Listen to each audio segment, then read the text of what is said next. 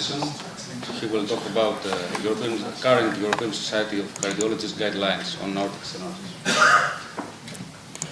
It's usually a boring topic, but I think that everybody of us should know about that because these are the patients we are always discussing.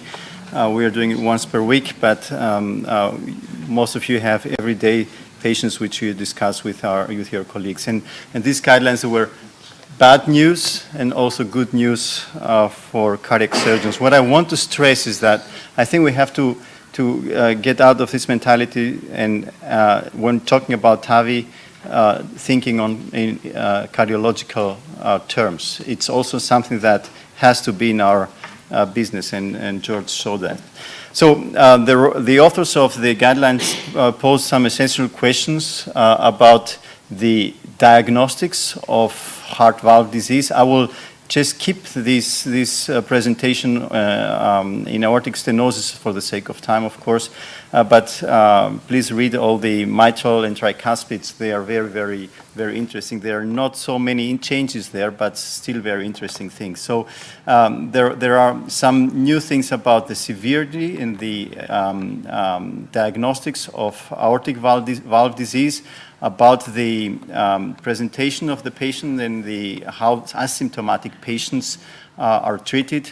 I think Sotiris made a comment before that he's waiting for in some years, he's expecting that probably 1.5 square centimeters patients will be treated. This is probably true. And there are some thoughts about the optimal modality treatment. I think the most important change was the introduction of a new term, which is the heart valve center. And this heart valve center is not now what we were discussing as what we were calling a heart team, but is something more than that. And this includes preoperative diagnostics, on a very high level, including CT scan, including MRI, including stress echo, for example. And of course, intraoperative imaging and postoperative consultation. This is something that changed at these guidelines. It's not like having an ongoing discussion for every single patient between cardiologists and cardiac surgeons. Is having also all the specialists needed to meet this requirement. So I will go to the guidelines on aortic valve stenosis. This is the severity of the aortic valve. This is something that everybody knows, mean gradient above 40. But there were some changes in this side, mean gradient below 40. And these are mainly patients with calcified aortic valves. And I remember in our morning round discussions when we are having a patient for coronary surgery, having a moderate aortic stenosis, for example, always the question is, does he have calcium on his aortic valve, yes or no? And this is something that was introduced also to these guidelines. If you have a doubt, use a CT scan to see what is the calcium load on these patients, and if patients with high calcium load will probably benefit from aortic valve replacement. So talking about symptomatic patients, these are the clear indications we knew.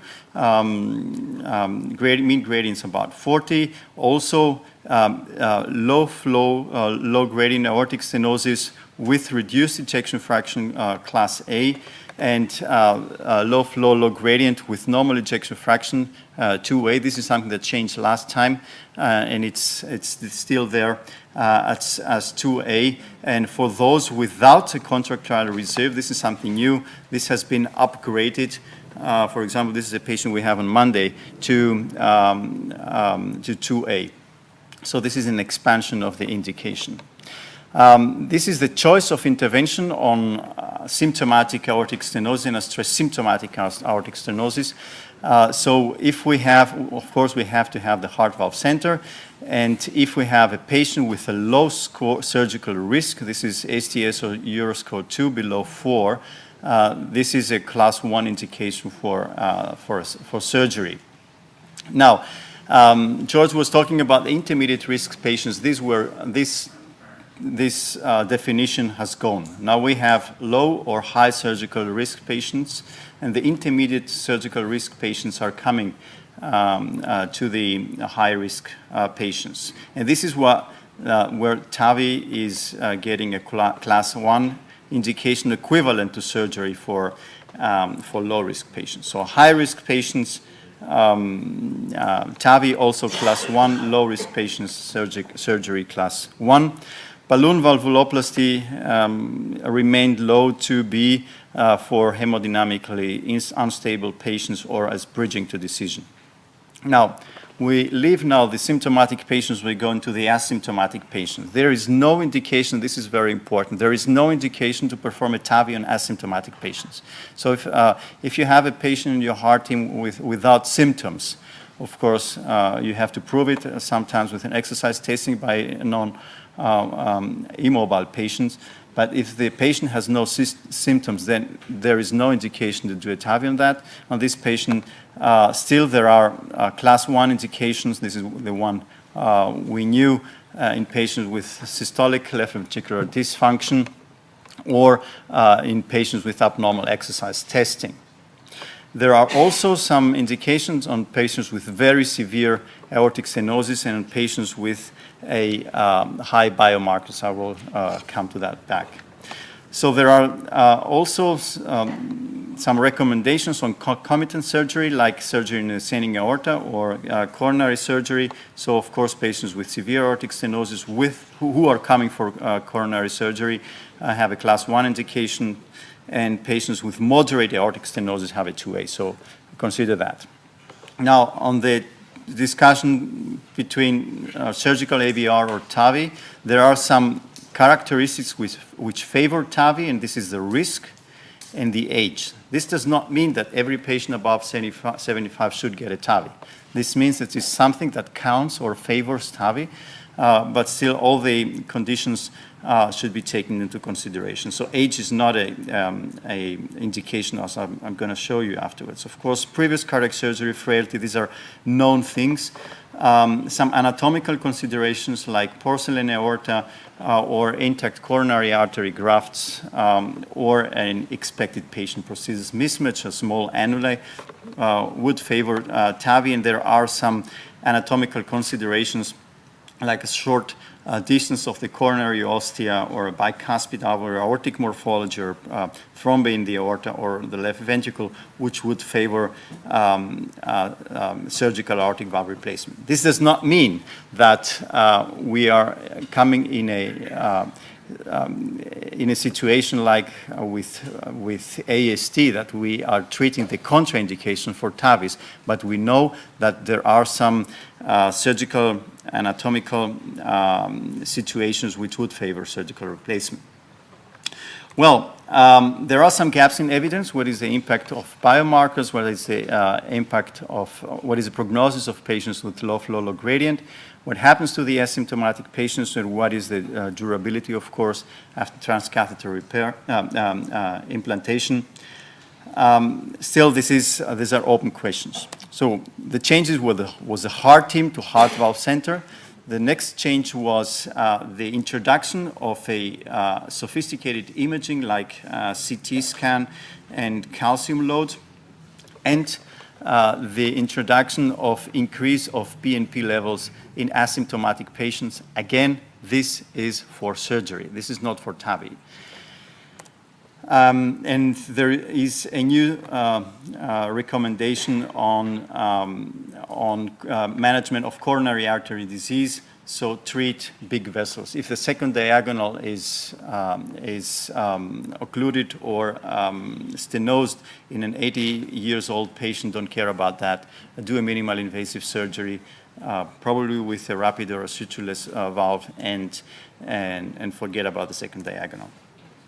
And I will close with that, some critical points from our side.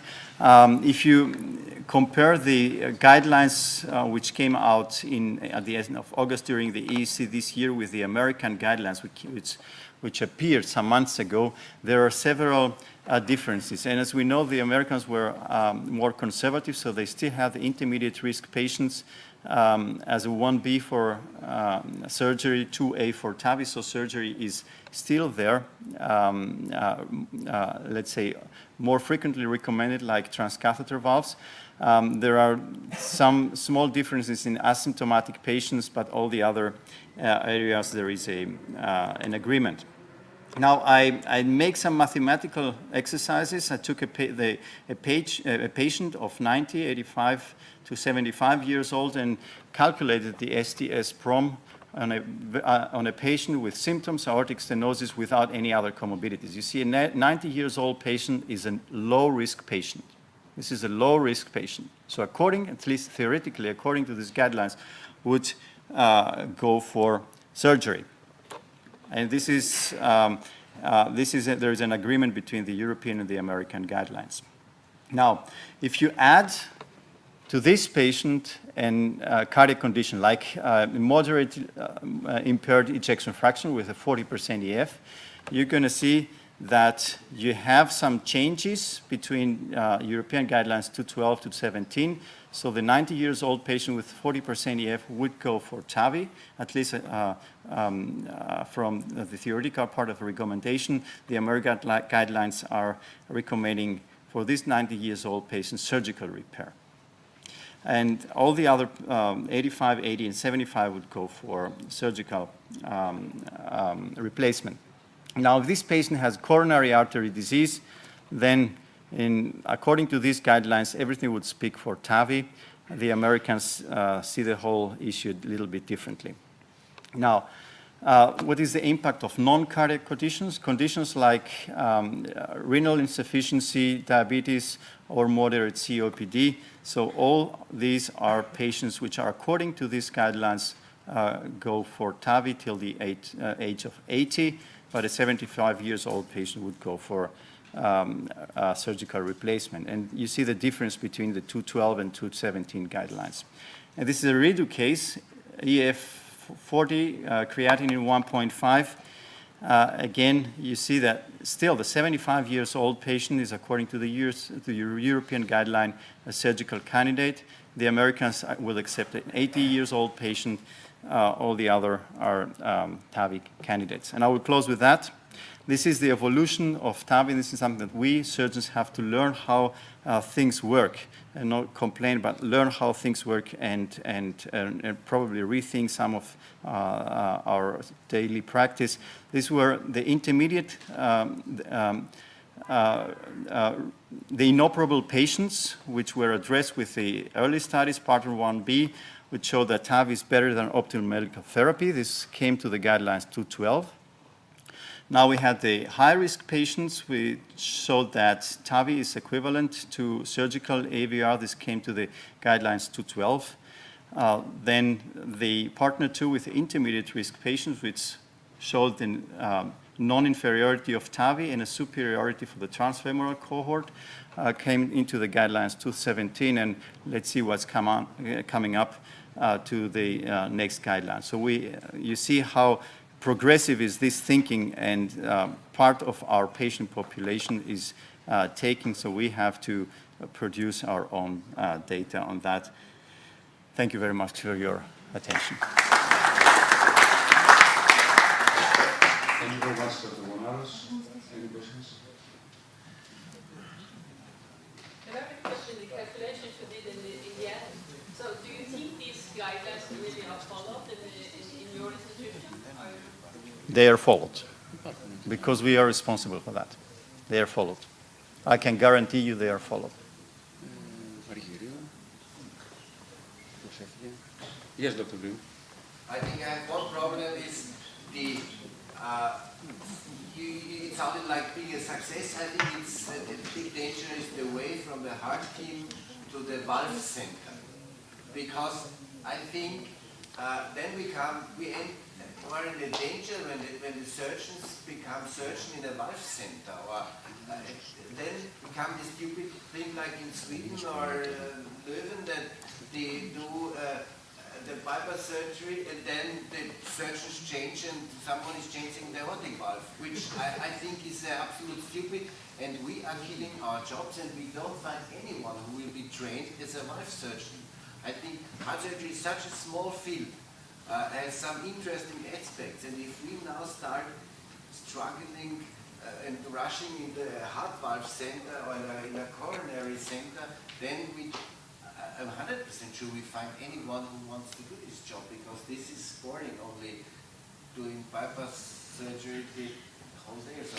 I think what is now, is there an intention to go in that? Because I think our position we should absolutely be against to specialize valve coronary center, because pediatrics is something different, but this of course, but I think that there are two things to say here. This is probably the intention of politicians, because they invest a lot of money on these technologies, and of course they want to have centers which have the expertise to do such cases. If you have, Germany is a good example. There were 81 centers in Germany, and all these 81 centers wanted to do TAVI. Austria is 1/10 of Germany, and there are 9 centers, and all those 9 centers want to do TAVI. You can remember the discussion on heart transplantation. Can everybody have a heart transplant program? No. I think that this is the reason this is inserted in these guidelines, from the political view, to have some control on the expenses. The second thing is that TAVI is not the procedure. The whole thing about TAVI, and the whole thing, you know, that on aortic surgery is the same thing. You have to follow these patients, or you have to have the patient, which we have to recognize a patient who has a futile indication. The futile patient will not, you cannot change his fate. So this is the reason why an expert environment should be set up. Of course, I fully agree with you. There should not be anybody who is doing only TAVI or only aortic valve or only coronary surgery, because this is something that our specialty would kill our specialty. Absolutely. Are there any comments from the discussion panel?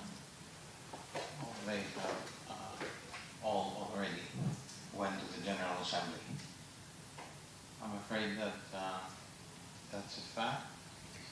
So, Dr. Prapas wants to say a couple of things.